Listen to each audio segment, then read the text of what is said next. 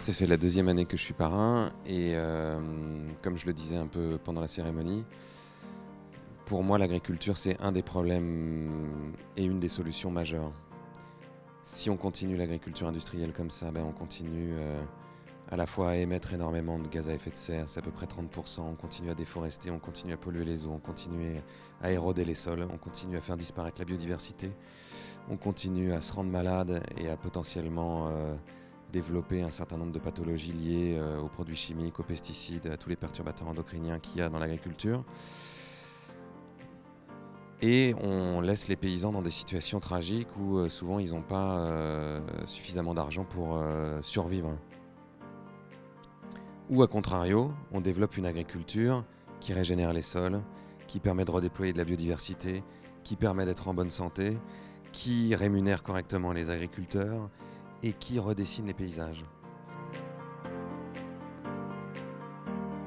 Les cantines et la restauration collective, c'est un des leviers les plus importants pour permettre à des agriculteurs de se convertir au bio. Parce que c'est des volumes importants, c'est des volumes garantis, qui est souvent ce dont ils ont besoin pour avoir l'assurance financière qui peuvent faire cette transition. Donc pour moi c'est très important de soutenir tout ce que fait un plus bio et ces victoires sont un peu le moment un peu plus médiatique et la face émergée, mais c'est ce qu'ils font toute l'année, d'accompagner des villes pour enclencher ces processus-là et potentiellement permettre à des agriculteurs de se convertir, de s'installer, à des enfants et à des parents de prendre conscience du rôle de l'alimentation, de se remettre à cuisiner ou de se remettre à avoir du plaisir à manger, donc à limiter le gâchis alimentaire, etc. Enfin, il y a tellement de choses là-dedans que ce serait vraiment dommage de ne pas le soutenir.